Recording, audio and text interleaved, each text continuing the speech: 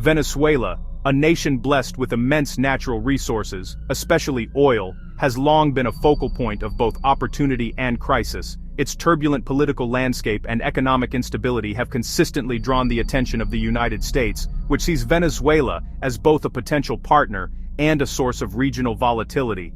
The country's fate is closely watched in Washington, where policymakers weigh the risks and rewards of engagement, intervention, or isolation. Nicolás Maduro, who took the reins after the death of Hugo Chavez, has overseen a dramatic decline in Venezuela's fortunes. Under his leadership, the country has suffered from hyperinflation, widespread shortages of basic goods, and a collapse of public services.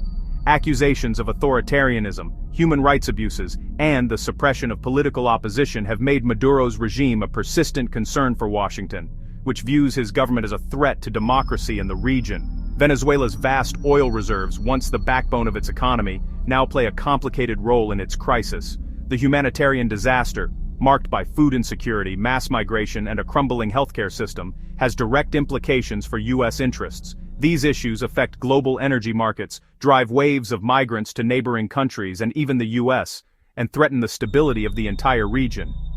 In response, the United States has imposed a series of economic sanctions targeting Maduro's inner circle and Venezuela's vital oil industry. Washington has also led diplomatic efforts to isolate Maduro internationally, labeling his rule illegitimate and calling for free and fair elections. These actions are designed to pressure the regime, but they also risk worsening the suffering of ordinary Venezuelans. This ongoing antagonism has fueled a tense standoff, with heated debates in Washington over the best path forward. Lawmakers and officials argue over whether the U.S. should escalate its efforts to remove Maduro or seek a more diplomatic solution. The stakes are high, and every decision carries significant consequences for both countries. The central question isn't whether the U.S. opposes Maduro's regime. There is broad consensus on that point, but rather how aggressively America should act. Should the U.S. increase pressure, or is there a risk of unintended consequences that could destabilize the region even further? This debate pits advocates of intervention, who argue that strong action is necessary to restore democracy, against those urging restraint, who warn of the legal, moral, and practical dangers of deeper involvement. The conversation raises fundamental questions about American values, international law, and the limits of U.S. power. Senator Chris Murphy's evolving stance on Venezuela offers a revealing window into this American dilemma, highlighting the complexities and competing priorities that shape U.S. foreign policy in the region. In January 2019, Venezuela's crisis reached a boiling point, capturing the world's attention as the streets of Caracas filled with demonstrators demanding change. The country, already suffering from years of economic collapse, food shortages, and political repression, now faced a pivotal moment that would shape its future. The crisis intensified after a highly disputed election handed Nicolás Maduro a second term as president. Many Venezuelans and international observers accused the government of widespread fraud and voter intimidation, further eroding trust in the country's democratic institutions. In response, opposition leader Juan Guaidó boldly declared himself acting president, invoking constitutional authority. His move was met with swift recognition from the United States and dozens of allied nations, who saw Guaidó as Venezuela's legitimate leader and a symbol of hope for democracy. Amid this political chaos, Senator Chris Murphy emerged as a vocal critic of President Trump's approach. Murphy argued that the administration's response was muddled and lacked the decisive action needed to support Venezuela's democratic movement. He called for a clearer, more forceful strategy to remove Maduro from power, warning that half measures would only embolden the regime. Murphy's pointed remarks challenged the administration to match its tough rhetoric with real, tangible policy. He questioned whether the U.S. was truly committed to supporting democracy abroad, or if its stance on Venezuela was just another example of inconsistency in dealing with autocratic leaders. While Murphy stopped short of explicitly calling for military intervention, he advocated for a realist approach, one that recognized the complexities of the crisis but did not shy away from the possibility of stronger measures if necessary. His hawkish tone signaled a willingness to consider all options, short of outright war. Murphy's position reflected a broader consensus in Washington at the time, that Maduro's continued rule was intolerable, and that U.S. interests, both moral and strategic, demanded his removal. The sense of urgency was palpable, as lawmakers and analysts debated the best path forward. Yet, as events would later show, Murphy's forceful advocacy for intervention would stand in stark contrast to his response when the U.S. finally took decisive action. The complexities of foreign policy often reveal themselves only in hindsight. In this moment, however, the seeds of a future debate were sown, one that would test the limits of American resolve and the true meaning of supporting democracy abroad. Fast forward to January 2026, Trump is back in the White House, and Maduro still clings to power. Years of sanctions and pressure had failed to oust him, fueling impatience in Washington. Suddenly, news breaks. Nicolás Maduro has been arrested, not by a coup, but by a covert U.S. operation. The world is stunned as American forces capture a sitting president of a sovereign nation. The operation, swift and secretive, marks a dramatic escalation in U.S.-Venezuela relations. Supporters hail it as justice. Critics decry it as aggression. The arrest ignites global controversy over international law, sovereignty, and presidential power. The debate Murphy once sparked now explodes into urgent reality.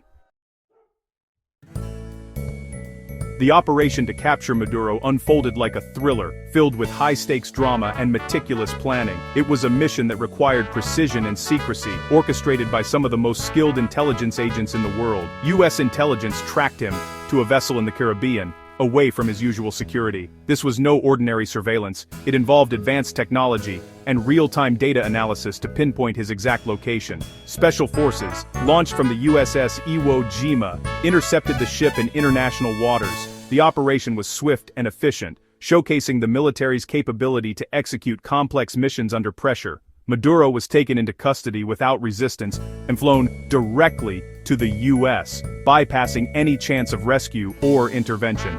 The seamless transfer highlighted the thorough planning and coordination involved. He was treated as a criminal defendant, not a head of state, and jailed in Brooklyn on federal charges.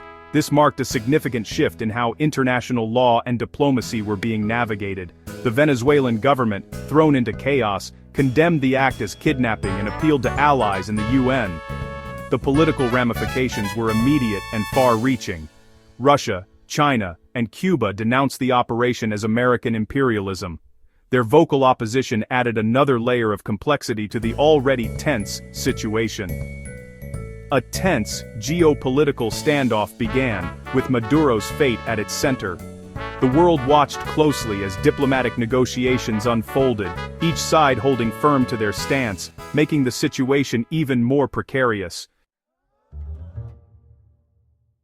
In the wake of Maduro's arrest, Senator Murphy's tone shifted dramatically. Where he once demanded action, he now condemned Trump's operation as an illegal act of war. Murphy argued the president had overstepped constitutional bounds by acting without Congress. He questioned the national security rationale, calling the mission a political stunt to distract from domestic issues. Murphy accused Trump of abusing power for personal and political gain, not genuine security concerns. The senator's stance had flipped. He now insisted that the method of removing Maduro mattered as much as the outcome. For Murphy, unilateral military action without congressional consent was a dangerous violation of law and principle. The Trump administration hit back hard at Murphy's criticism. The White House argued the operation was legal and necessary to protect Americans from a criminal regime. They shifted focus from drugs to Maduro's alleged ties to transnational crime and terrorism, framing the arrest as law enforcement, not war. Legal justifications cited existing indictments, claiming Maduro's status didn't grant immunity from prosecution. Supporters praised Trump's decisiveness, dismissing concerns over congressional approval as secondary to national security. The administration rallied its base, portraying critics as weak and unpatriotic. The narrative: this was justice, not aggression.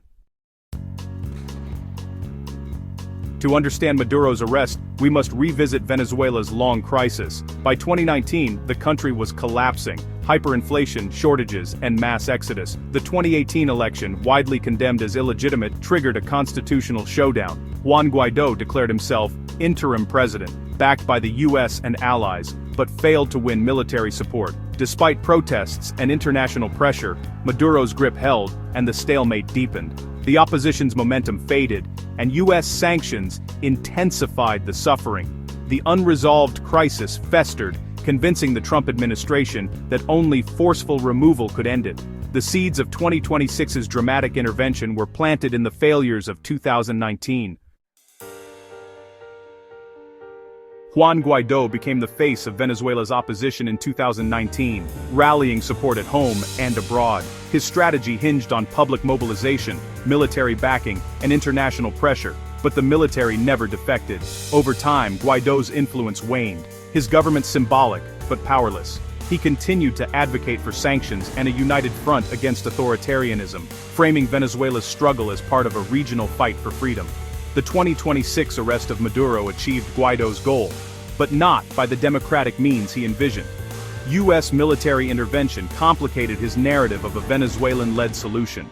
Guaidó's reaction, and his future role, became central as Venezuela faced life after Maduro. The nation now confronted the challenge of rebuilding without its longtime dictator. Maduro's arrest reignited America's debate over power and principle. Senator Murphy's journey, from demanding intervention to condemning it, embodied the nation's split. One side argues the US must act decisively against hostile regimes, prioritizing results over process. The other insists that even worthy ends can't justify violating law, sovereignty, or constitutional checks. Supporters of the operation see it as justice. Critics warn of dangerous precedent and erosion of democracy. The case tests whether American foreign policy is defined by its power to act or by the principles that constrain it. Murphy's reversal highlights the tension between action and restraint. The soul of US foreign policy hangs in the balance.